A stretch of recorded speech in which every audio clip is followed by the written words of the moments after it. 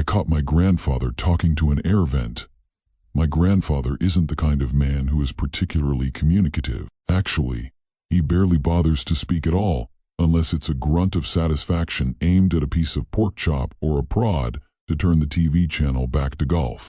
My mother says he's just selective with his words. I prefer to call him what he is, a trash bag. He's always been this way.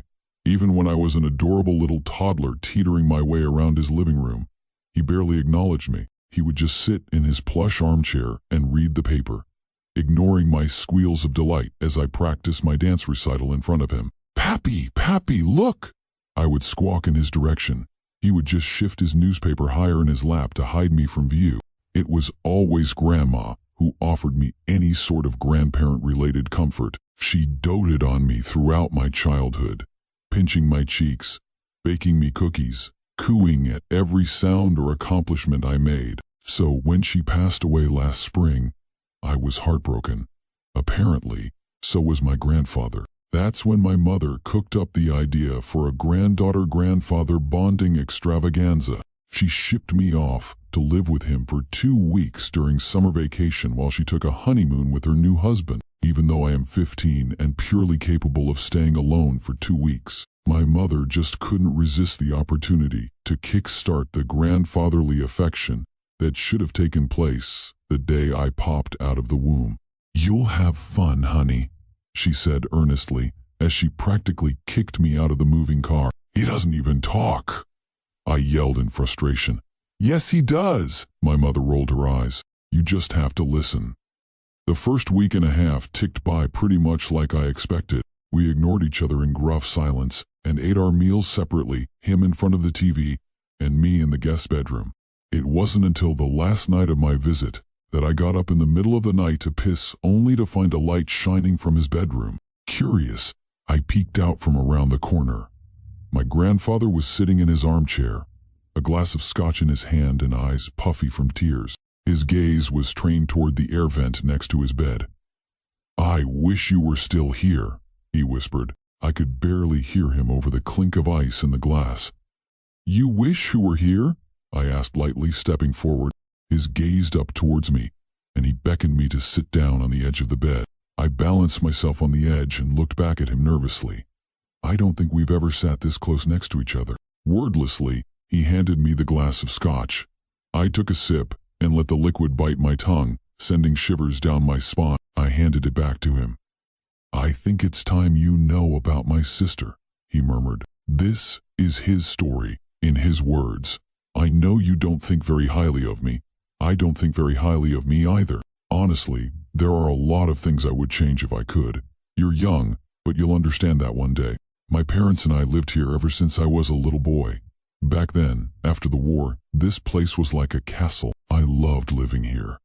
This was actually my room, believe it or not, and for an 8-year-old boy, it was my kingdom. I used to pretend that my mother and father were the king and queen, and I was a prince. I would rule over my stuffed animals as if they were subjects. My parents actually encouraged it. They thought it was cute. My mother was a homemaker. Back then, most women were. So she was always around to cook and clean and play my childish games with me. My father was different. He was attentive when he was home, but he was rarely home. See, he was a preacher. He was a man of faith. When you are young, you just trust your parents. You take them on their word.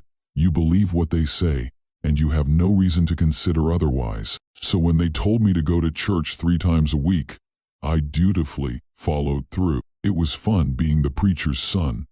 My mother and I always seemed to bathe in a heavenly glow wherever we went. People knew us as the perfect family, a family of faith and God and virtue.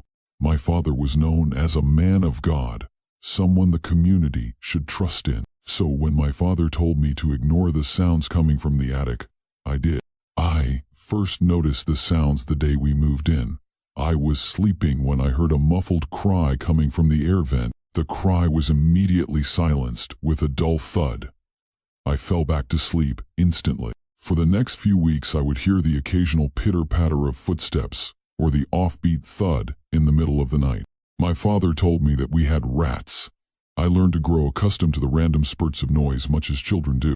Then one night I was playing in my room when I should have been sleeping. I held my fake sword up to my stuffed animals and pretended to knight them. I was asking them to bow down to me when I heard it. Hello? The voice was a muffled echo, barely reaching my ears. It was a girl's voice. I think that's why I paid it so much attention. I wasn't allowed to have girls in the house. Someone there? The voice echoed again. I realized at this point that it was coming from the air vent next to my bed. I quickly scrambled towards it, letting my fake sword clatter to the floor. Who's there? I asked, using the bravest voice I had. Hi, Polly. I live in attic. It's then that I noticed how childish the voice sounded, how strained it was. I bent my head closer to the vent. You my brother? The voice asked. I'm not sure. Or are you my sister? I countered. Don't know. Daddy says I have brother but won't let me see him. Why not? Daddy says something wrong with me. Is there? I can't think real good. Oh. Who's your father? I asked. Michael Larson. That's my father. I yelled excitedly. That means that you must be my sister if we have the same father. That how it works? I think so, but I guess I don't really know. I don't know either. We were silent for a little while. Why do you live in the attic? I finally asked, the question burning the roof of my mouth. Daddy say I can't leave because I'm not like everyone else. So you've never been outside? Don't think so, Polly said nervously. Not allowed to talk about it. Oh. I sat back on the bed, puzzled. I'm going to go to bed, I said, hesitantly, into the air vent. Oh, okay, Polly answered back. Her voice faltered, and for a moment I thought she was going to cry. But I'll be back, I said urgently, trying to calm her down. You will? Of course I'm your brother, I assured her. And I your sister. The next morning I woke up excited. Not only was it Saturday, but I had a sister. I bounded down the stairs 2 at a time, eager for breakfast. Like every Saturday, my mother had laid out a full breakfast spread for us. After Father led us in our morning prayer, I dug into the steaming pancakes and sausages on my plate. Whoa there, champ, my father laughed as he watched me shoveling the food into my mouth. What's the rush? I want to finish quickly so I can go play with my sister, I explained through a bite of toast. My mother's face went stone gray, as if she had just seen a ghost. My father clenched his jaw and very carefully put down his fork and knife. They didn't make a sound. MJ, he said with an edge he couldn't hide, you don't have a sister. I looked up from my plate, confused. Yes, I do. She lives. Enough, my dad roared, pounding the table with his fist. My mom was now looking down at her hands folded neatly in her lap. I saw a small tear fall onto her plate. Can't you see you are making your mother upset with your lies? He hissed. But I'm not. Go to your room this instant, MJ, he demanded. And if you try to lie to us again, I promise you that you will never get to leave your room. I pushed back my chair and ran from the table, hot, messy tears sliding down my face. I threw myself onto my bed and cried at the unfairness of it all. After a few minutes, I heard her. You okay? Polly asked. Anger flared in my chest. No, I spat bitterly. I got in trouble, and it's all your fault. What happened? I could hear her concern, but I didn't care. I told my dad that I had a sister and he yelled at me and grounded me. I hiccuped between sobs. You told Daddy we talked? She said in a panicked voice. Kinda. You shouldn't done that. I could hear her voice trembling. I'm going to be in real trouble. He kill me. Yeah, well, you deserve it, I screamed at the air vent. You ruined my whole day. I was fine before I met you. I could now hear Polly crying through the vent. I thought her muffled sobs would make me feel better, but they only made me feel worse. Guilt bubbled in my stomach. I put a pillow over my head to drown out her crying. I must have fallen asleep because when I woke up the pillow was on the floor, and I could hear Polly again. But this time she wasn't alone. No, she whimpered. How did you find a way to talk to him? A voice hissed at her. I immediately sat up, my heart pounding in my ears. I knew that voice. No, I be good. I be good, Polly cried back. I could hear a thump and Polly cry out. I pressed my ear closer to the vent. I talked to no one. You're lying, my father's voice yelled back. No, I good. I don't lie. I heard another thump and now Polly was crying loudly. I shivered as I listened to what was happening above my head. You better be my good little girl, my father replied. You know what happens when you're a bad girl. Please, please no, I very good. Take your clothes off. No, I don't lie. Polly's voice was interrupted by another slap. I heard her cry out and had to clamp my hands over my mouth so I wouldn't either. You heard me, my father challenged. Take your clothes off. I sprinted from my bedroom and ran all the way downstairs. A part of me really hoped to see my dad sitting in the living room when I rounded the corner. I prayed. I begged God that I would see my father sitting in his favorite chair. I prayed that I was just imagining things, that my creativity had gotten the better of me. But when I turned into the living room, I saw only my mother, sitting rigidly on the sofa as she knitted. Mother, I said. Tears were still dripping from my face. Mother, where's father? I was shaking. She looked up at me with a sad smile. He's praying, darling. Are you telling the truth? Of course, dear, she said. But her eyes told me something different. Come on now, she said. Let's listen to something on the radio. Your favorite program should be starting soon. I took my seat beside her, and she turned the radio on. She hummed as she continued knitting, her mouth pressed in a firm and tight line. She held the needle so tightly that her fingertips were turning white. I love your father, she said. I know, mother, I know. My father's knife cut through the steak as if he was cutting through butter. The meat bled lightly, just how he liked it. Are you done lying, MJ? He asked without looking up from his plate. Yes, sir, I am, I answered back. I let my imagination get the better of me. He smiled at me and pointed his knife towards my mother. And what do you have to say to the woman who gave birth to you? My face flushed red. I'm sorry, mother. There's my good boy, he said, as he continued to eat. I think you learned your lesson then. I did. The dinner talk then turned towards the church fundraiser happening the next weekend. My mother promised she would bake her famous pecan pie, and my father discussed who from Bible study would be attending.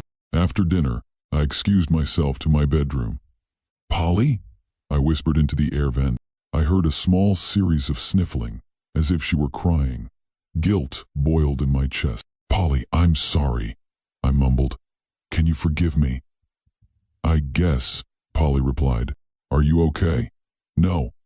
I looked around my room for a second. Well, whenever I'm sad, I like to play a game, I explained as I picked up my toy sword. Do you want to play with me? Okay. Well, I'll be the prince and you can be the princess, and we both have kingdoms that we can rule. Yours can be the attic, and mine can be my bedroom. Does that sound fun? I heard her sniffle. I be princess? Of course, I assured her. You can be anything you want to be. And that's how it started with a game. We would wait until I heard my father go to sleep every night, and then we would give our secret code. I would tap the inside of the air vent twice, and if she could talk, she would tap right back. Then we knew it was safe to play. Some nights we would rule over our kingdoms, while other nights I would read her stories from one of my books. Some nights, we would just talk. It was nice, having her around. I grew accustomed to our routine, but like all routines, sometimes they break. Sometimes I would tap into the air vent and hear nothing back except some weird groans and the occasional thud. When I would go downstairs, I would always see my mother knitting silently in the living room, knuckles white. Father was nowhere to be seen. That's how I knew he was in the attic with Polly. Polly didn't like to talk much after those times. What outside like? Polly asked one night. I was lying on my back, my head turned towards the air vent. I pondered for a second. It's big, I guess, I said lamely. But it's cold now because it's almost Christmas time. There's a lot of snow. What's snow like? You've never seen snow? No. Well, I said, why don't I show you? Polly paused. I don't leave attic ever. I sat up on my bed. What if you left just once? I can come and get you. I can take you outside so you can see the snow. And then I can take you back. Father won't have to know. Like secret? Polly asked. I could hear the excitement bellow out of her. Outside! Outside! She yelled, forgetting the hushed tones we normally used. I laughed. Yes, let's do it, I screamed as I got caught up in the excitement. When? Polly yelled. We can go right. Who are you talking to? My father interrupted. My face turned beet red as I turned from the air vent to face him. I was caught. No, one, I mumbled weakly. I'm just playing a game. My father's eyes wandered to where my stuffed animals were, shoved away into the corner, forgotten and abandoned. With who? He challenged. No one, sir. Just myself. His face turned to stone and he nodded gruffly at me. Carry on then. Just try to keep it down. And he turned out the door. I nearly pooped myself with relief that he had believed me. I waited a few minutes before I spoke again. Let's wait until he goes to bed. Then I can take you, I whispered, but I didn't get a response. Polly? I asked after a few more minutes. Polly, do you still want to go outside? No, my father's voice answered back. She doesn't. I clapped my hands over my mouth and bolted upright from my bed. MJ, Polly answered back weakly. Help! But I stood frozen. I didn't move when I heard thud after thud after thud. I didn't move when Polly whimpered out for her brother. I didn't move when I heard my father smack her.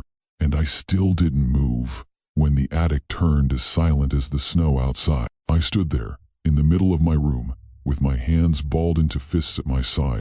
I stood there as I heard my father leave the attic, his steps staggered and heavy. I stood there as I saw the porch light blink into life outside of the window. And I stood there as I watched my father digging all night long. In the morning there was a raised patch of dirt under the maple tree that wasn't covered with snow like the rest of the backyard. In the air vent? The air vent was silent. My grandfather put down his glass and stared back towards the air vent. The room seemed heavier now. Her name was Polly? I asked. He nodded. Like you.